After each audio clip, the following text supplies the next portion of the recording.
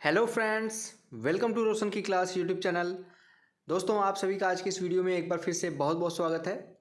आज की इस वीडियो में हम देखेंगे पाठ्य योजना। आपका विषय होगा हिंदी का। तो बस इतना ही रिक्वेस्ट है कि अगर वीडियो देखना स्टार्ट किए हैं तो पूरी वीडियो देखिएगा। और वीडियो देखने के बाद अगर आप लोगों को आज की वीडियो से हेल्प मिलती है, आप लोगों की सहायता होती है, तो प्लीज़ वीडियो को लाइक कर दीजिएगा। और अगर डेली बेसिस पे आप लोगों को पाठ्य योजना की ज़रूरत है या फिर सूक्ष्म शिक्षण पाठ्य योजना के किसी भी कौशल के ऊपर आप लोगों को वीडियो चाहिए, तो आप रोशन की क्लास यूट्यूब चैनल को सब्सक्राइब कर लीजिए। नीचे लाल कलर का जो सब्सक्राइब बटन उस पर क्लिक करके जैसे ही सब्सक्राइब करेंगे, बेल आइकन आएगा, उसको दबा के ऑल नोटिफिकेशन ऑन कर लीजिएगा।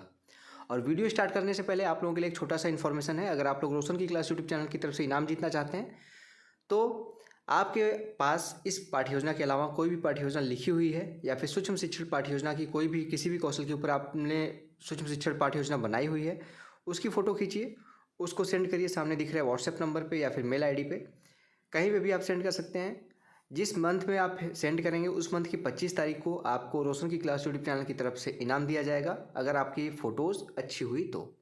ठीक है, तो चलते हैं, शुरू करते हैं आज की पाठ्य योजना। पाठ्य योजना संख्या सबसे पहले लिखा जाता है ऊपर। तो पाठ्य योजना संख्या देखिए यहाँ पे 5 लिखा गया। आपका जितना भी संख्या होगा नंबरिंग उसको करना होता है कि कौन सी पाठ्य योजना है ये, पहली, दूसरी, तीसरी, चौथी, पाँचवीं जो भी होगी वो नंबरिंग कर लीजिएगा। उसके बाद आपको विद्यालय का नाम लिखना है, जिस विद्यालय में आप पाठ्य योजना पढ़ाने के लिए जाएंगे।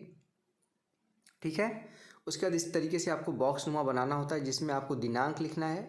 कक्षा हमारी आपको मैं पहले बता चुका हूँ 8वीं है। विषय हिंदी का है। चक्र, काफ़ी कॉलेजेस में इसको चक्र कहते हैं, काफ़ी कॉलेजेस में इसको अवधि कहते हैं, कालांश कहते हैं, सॉरी अवधि तो इसके बगल में है, कालांश कहते हैं या फिर चक्र कहते हैं। तो दोनों यहाँ पे इसका मतलब होता है कि किस पीरियड में जाएंगे इस चैप्टर को पढ़ाने। तो यहाँ पे देखिए लिखा गया प्रथम, आप जिस पीरियड में जाएंगे उसका यहाँ पे नाम लिख देंगे, प्रथम, द्वितीय, तृतीय, चतुर्थ। उसके बाद अवधि यहाँ पे है हमारे पाठ्य योजना की 40 मिनट की।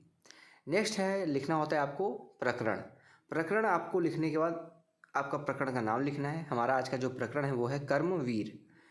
प्रकरण लिखने के बाद इस तरीके से लाइनिंग कर दीजिए उसके नीचे और इसको इन्वर्टेड कॉमा में कर दीजिए, जिससे थोड़ा सा हाईलाइटेड हो जाए। अब अगला हेडिंग आता है सामान्य उद्देश्य। सामान्य उद्देश्य के अंतर्गत आपका जो विषय होता है उसको पढ़ाने के बाद बच्चों में क्या क्या विकास करना है उसके बारे में आपको सामान्य उद्देश्य में कम से कम 4 से 5 पॉइंट और मैक्सिमम 8 से 10 पॉइंट लिखना होता है। तो देखिए यहाँ पे पहला पॉइंट लिखा गया है, बच्चों में हिंदी विषय के प्रति रुचि जागृत करना। दूसरा पॉइंट है कल्पना शक्ति का अवसर प्रदान करना। तीसरा पॉइंट है धारा प्रवाह गति तथा शुद्ध उच्चारण के साथ कविता पढ़ना सिखाना। चौथा पॉइंट है यहाँ पे कविता के माध्यम से उनका मानसिक विकास करना। पांचवा पॉइंट है बच्चों को, पांचवा पॉइंट देख लीजिए यहाँ से है, ठीक है, पांचवा पॉइंट है बच्चों को हिंदी कविता के माध्यम से उनका चारित्रिक विकास करना। नेक्स्ट हेडिंग आता है आपका यहाँ पे विशिष्ट उद्देश्य। विशिष्ट उद्देश्य के अंतर्गत आपको, जैसे मैं हर वीडियो में बताता हूँ, आपका जो टॉपिक होता है उसको पढ़ाने के बाद बच्चों में क्या क्या विकास करना चाहते हैं एज ए शिक्षक, एज ए छात्राध्यापक, छात्राध्यापिका, उसके बारे में कम से कम 2 से 3 पॉइंट और मैक्सिमम 5 से 6 पॉइंट लिखना होता है।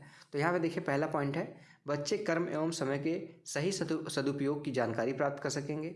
दूसरा पॉइंट है बच्चे किसी कार्य को अगले दिन के लिए नहीं टालेंगे, बल्कि उसे आज ही यथाशीघ्र करेंगे।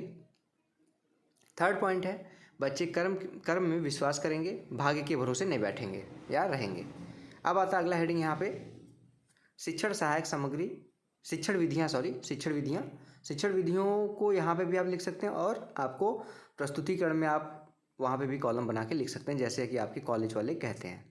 कुछ ना कुछ चीज़ें थोड़ी बहुत चेंज होती हैं, कॉलेज के ऊपर डिपेंड होती हैं, ये भी सही होता है वो भी सही होता है। तो आपके कॉलेज वाले जैसे कहें वैसे थोड़ा सा बस वेरीफाई कर लीजिएगा। शिक्षण विधियों में यहाँ पे देखिए लिखा गया प्रश्नोत्तर विधि और व्याख्यान विधि। अब आता है आपका यहाँ पे सहायक सामग्री। सहायक सामग्री में देखिए लिखा गया है आज़ादी की लड़ाई में भाग लेने वाले वीर महापुरुषों का चित्र तथा अन्य कक्षोपयोगी वस्तुएं। नेक्स्ट हेडिंग है यहाँ पे पूर्व ज्ञान। पूर्व ज्ञान में देखिए लिखा गया है यहाँ पे बच्चे आज़ादी की लड़ाई में भाग लेने वाले महापुरुषों के विषय में सामान्य जानकारी रखते हैं। अब लेसन प्लान का सबसे इंपॉर्टेंट हेडिंग आता है प्रस्तावना। प्रस्तावना में आपको 3 कॉलम बनाने होते हैं, क्रम संख्या, छात्राध्यापक क्रिया, लड़की हैं तो छात्राध्यापिका क्रिया हो जाएगा, और तीसरा कॉलम यहाँ पे है छात्र क्रिया। कम से कम आप 3 प्रश्न पूछ के अपना प्रकरण निकलवा सकते हैं, ज़्यादा से ज़्यादा 5 से 6 प्रश्न पूछा जा सकता है अपना प्रकरण निकलवाने के लिए। प्रश्नों में क्रमबद्धता होनी चाहिए, यानी पहले प्रश्न का जो उत्तर आएगा उससे दूसरा प्रश्न बनेगा, दूसरे प्रश्न का जो उत्तर आएगा उससे तीसरा प्रश्न बनेगा, ये ध्यान रखिएगा। तो पहला प्रश्न यहाँ पे देखिए बच्चों से आप पूछेंगे तुम्हारे देश का क्या नाम है, तो बच्चे बोलेंगे भारत। दूसरा प्रश्न फिर आप बोलेंगे भारत किन किन विदेशी शक्तियों के अधीन था, तो बच्चे जाहिर सी बात है कि अंग्रेज जरूर बोलेंगे, अंग्रेजों के या फिर मुगलों के। उसके बाद तीसरा प्रश्न यहाँ पे बनाएंगे आप अंग्रेजों से भारत को आज़ाद कराने वाले कुछ महापुरुषों के नाम बताओ। तो यहाँ पे महापुरुषों के नाम आएगा सरदार भगत सिंह, चंद्रशेखर आज़ाद, और भी यहाँ पे नाम मिलेंगे आपको। चौथा प्रश्न यहाँ पे फिर बनेगा, चंद्रशेखर आज़ाद, सरदार भगत सिंह आदि कैसे पुरुष थे? तो बच्चे बोलेंगे वीर पुरुष थे। और यहाँ पे जो आंसर मिलता है, जैसे यहाँ पे मैं बोलता हूँ कि इसका आंसर आपको वीर पुरुष मिलेगा, तो आप कहेंगे वीर पुरुष नहीं मिलेगा, तो कुछ दूसरा भी मिल सकता है। तो यहाँ पे हो सकता है एक बच्चा वीर पुरुष ना बोले, लेकिन दूसरे बच्चे से आप प्रश्न पूछ लीजिए, फिर वो बोलेगा, दूसरा नहीं बोल पाएगा, तीसरे से पूछ लीजिए। कोई ना कोई बच्चा आपकी क्लास में 15-20 बच्चे हैं, तो कोई ना कोई वीर पुरुष जरूर बोलेगा। ठीक है, ऐसा ही यहाँ पे क्वेश्चन बनाना ही होता है। फिर चौथा क्वेश्चन के बाद पांचवा क्वेश्चन आता है, वीर पुरुष की विशेषताओं पर आधारित कोई कविता सुनाओ। इसके बारे में बच्चे नहीं बता पाएंगे, तो यहाँ पे मौन लिख दीजिए। मौन जैसे होंगे बच्चे अपना उद्देश्य कथन बोलिए। बच्चों, आज हम लोग कर्मवीर नामक पाठ का रसास्वादन करेंगे। इसके रचयिता श्री अयोध्या सिंह उपाध्याय हरिऔध हैं। अब आता है, आप बच्चों को पता चल गया कि वो क्या पढ़ने वाले हैं, तो उसके बाद प्रस्तुतिकरण आप कर सकते हैं, यानी कि बच्चों को पढ़ाना शुरू कर सकते हैं।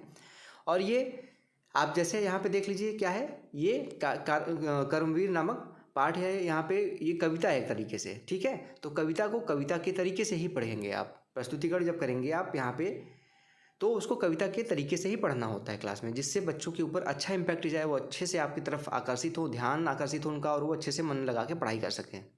ठीक है। तो यहाँ पे देखिए लिखा गया है, देख कर बाधा विविध बहुविघ्न घबराते नहीं, रह भरोसे भाग्य के दुख भोग पछताते नहीं, काम कितना कठिन हो किंतु उकताते नहीं, भीड़ में चंचल बने जो वीर दिखलाते नहीं। इसके बाद है, हो गए एक आन में उनके बुरे दिन भले, सब जगह सब काल में वे ही मिले फूले फले, आज करना है जिसे करते उसे है आज ही, सोचते कहते जिसे कुछ कर दिखाते हैं नहीं, जो कभी अपने समय को यो बिताते हैं नहीं, काम करने की जगह बातें बनाते हैं नहीं, गरजते जल यहाँ पे जल राशि की उठती हुई ऊंची लहर, आग की भयदामिनी फैली दिशाओं में लहर, ये कपा सकती नहीं जिसके कलेजों को कभी, भूल कर भी वह कभी भी नाकाम रहता है नहीं। ठीक है, यहाँ पे कुछ चीज़ें ध्यान से देख के लिख लीजिएगा सारी चीज़ें। ये मैंने पहली बार कविता पढ़ी है इस तरीके से, तो थोड़ा बहुत मिसअंडरस्टैंडिंग होगी। और रात के आप लोगों के लिए मैं रात के लगभग 2:30 बजे ये वीडियो बना रहा हूँ, तो थोड़ी सी आवाज़ भी थोड़ी सी रात में जान ही रहे हैं आप, थोड़ा सा फंस के आता है। सिर्फ और सिर्फ आप लोगों के लिए इतनी मेहनत की जा रही है, तो इसको भी आप ध्यान में रखिएगा। सारी चीज़ें आप देख के लिख सकते हैं। आदर्श वाचन इसके बाद कराया जाएगा, छात्राध्यापक द्वारा कविता का आदर्श वाचन कराया जाएगा। कविता का अनुकरण वाचन कतिपय छात्रों द्वारा कराया जाएगा। आदर्श वाचन तो आपका ये था जो आपने ऊपर किया है, ये आदर्श वाचन ही है। ठीक, इसके बाद यहाँ पे हेडिंग डालेंगे आप, यहाँ पे ध्यान से देखिएगा, यहाँ पे अनुकरण वाचन, यहाँ पे देखिए लिखा है अनुकरण वाचन, यही हेडिंग यहाँ पे डाल दीजिएगा। उसके बाद हेडिंग डालना है आपको कठिन निवारण, यानी कि यहाँ पे कठिन शब्द जो आपकी कविता में आया है उसका शब्द अर्थ आपको बताना है। तो पहला यहाँ पे है विघ्न। विघ्न का मतलब होता है, अर्थ होता है बाधा अड़चन। दूसरा है यत्न, इसका मतलब होता है उपाय। आन यानी कि मर्यादा। दुर्गम यानी कि कठिन। नमूना यानी कि उदाहरण। जलराशि यानी कि समुद्र। भयदामिनी यानी कि डराने वाली। व्योम यानी कि आकाश। लवर यानी कि अग्नि की लपट। अब इसके बाद सस्वर वाचन है। सस्वर वाचन में देखिए लिखा गया है, कतिपय छात्रों द्वारा कविता का सस्वर वाचन कराया जाएगा। भाव विश्लेषण एवं रसानुभूति, इसमें प्रश्न पूछेगा छात्राध्यापक बच्चों से। पहला प्रश्न है, कर्मवीर पुरुष किसके भरोसे नहीं रहते हैं? तो बच्चे बोलेंगे भाग्य के। दूसरा प्रश्न फिर है, कर्मवीर पुरुष विपरीत परिस्थितियों को अपने वश में कैसे कर लेते हैं? बच्चे इसको नहीं बता पाएंगे, मौन हो जाएंगे। तो व्याख्या फिर करेंगे आप। पहला है, उस पैरे का पहला पॉइंट लिख दीजिए और डैश डैश डैश करके लास्ट पॉइंट लिख दीजिए। ठीक है, देखकर डैश डैश डैश फूले फलें। कवि कहता है कि जो कर्मवीर होते हैं उनके मार्ग में कोई कठिनाइयाँ या अड़चनें आए वे अपना धैर्य नहीं छोड़ते हैं। वे भाग्य के भरोसे नहीं रहते हैं, इसलिए उन्हें पछतावा भी नहीं होता। कितना भी कठिन कार्य हो वे उससे ऊबते नहीं। वे विपरीत परिस्थितियों को भी अपने कर्म द्वारा अपने पक्ष में कर लेते हैं, अर्थात वे हर जगह के काल में फलते फूलते हैं। प्रश्न फिर पूछेंगे आप बच्चों से, कर्मवीर पुरुष अपने आज के कार्य को आज ही क्यों पूरा करते हैं? बच्चे इसका आंसर देंगे। उसके बाद फिर से व्याख्या करेंगे, आज करना डैश डैश डैश सकते नहीं। इसके बारे में यहाँ पे बताएंगे। कवि कहता है जो कर्मवीर होते हैं अपने आज के कार्य को आज ही समाप्त करते हैं। ऐसा नहीं करते आप लोगों की तरह कि आज पढ़ाई कर रहे हैं, आज करना है पढ़ाई तो आज नहीं करेंगे, चलो कल कर लेंगे। करते करते एग्जाम आ जाएगा, फिर लास्ट में आप लोग सीरीज़ से पढ़ाई करते हैं। तो अभी से सीरीज़ से ही पढ़िए, लेकिन अभी से धीरे धीरे उस चीज़ को एकाएक 2 दिन में मत पढ़ने की कोशिश करिए, धीरे धीरे सारी चीज़ों को पढ़ डालिए। लास्ट में बस रिवाइज करना रहे, ठीक है। वे जो कहते हैं उसे ही पूरा करते हैं, वे दूसरों की बात सुनते हैं परंतु निर्णय अपने मन से ही लेते हैं। कर्मवीर के लिए ऐसा कोई काम नहीं जो वह पूरा न कर पाए। आदर्श वाचन है, छात्राध्यापक द्वारा यहाँ पे कराया जाएगा, आदर्श वाचन करा जाएगा। उसके बाद अनुकरण वाचन है, कतिपय छात्रों द्वारा अनुकरण वाचन कराया जाएगा। फिर मूल्यांकन प्रश्न है, यहाँ पे आपका प्रस्तुतिकरण समाप्त होता है। अब आता है मूल्यांकन प्रश्न। मूल्यांकन प्रश्न में देखिए यहाँ पे 3 प्रश्न यहाँ पे दिया गया है। पहला है प्रश्न, कविता में कवि ने किसकी प्रशंसा की है। दूसरा प्रश्न है यहाँ पे, कर्मवीर दुख मिलने पर भी क्यों नहीं पछताते हैं। तीसरा प्रश्न है, कर्मवीर दूसरों के लिए किस प्रकार मिसाल बन जाते हैं। और लास्ट में यहाँ पे आता है आप श्यामपट्ट कार्य। श्यामपट्ट कार्य में देखिए लिखा गया है, छात्राध्यापक छात्रों से श्यामपट्ट कार्य उतारने को कहेगा। और श्यामपट्ट कार्य आप वही चीज़ जैसे शब्दार्थ बताए थे आप, कठिन निवारण शब्द, उन्हीं शब्दों को श्यामपट्ट पे लिख दीजिए और बच्चों को बोल दीजिए अपनी कॉपी में नोट कर लें। लास्ट में आता है गृह कार्य यानी कि होमवर्क। होमवर्क बच्चों को घर से करके लाने के लिए दिया जाता है, जिससे आप लोग के द्वारा जो पढ़ाया है आपने वो बच्चे घर पे जाके उसको रिवाइज कर सकें। तो यहाँ पे गृह कार्य दिया गया है, कविता को याद करके आना है। लास्ट में यहाँ पे रहेगा हेडिंग हस्ताक्षर पर्यवेक्षक और हस्ताक्षर छात्राध्यापक, जिसमें यहाँ पे आपका टिप्पणी मिलेगा आपके द्वारा, पर्यवेक्षक द्वारा। अच्छा किए रहेंगे तो अच्छा मिलेगा, गलत थोड़ा बहुत रहेगा तो उसको यहाँ पे बताएगा पर्यवेक्षक कि कैसे क्या गलतियाँ हैं। तो अगर आप लोगों को दोस्तों आज की वीडियो पसंद आई है तो प्लीज़ वीडियो को लाइक कर दीजिएगा। इसकी PDF आपको नीचे डिस्क्रिप्शन बॉक्स में मिल जाएगा, वहाँ से आप डाउनलोड कर सकते हैं। और ऐसे ढेर सारे यहाँ पे पाठ्य योजना की वीडियो देखने के लिए या फिर सूक्ष्म शिक्षा पाठ्य योजना की वीडियो देखने के लिए रोशन की क्लास यूट्यूब चैनल से जुड़ जाइए, बिल्कुल फ्री है।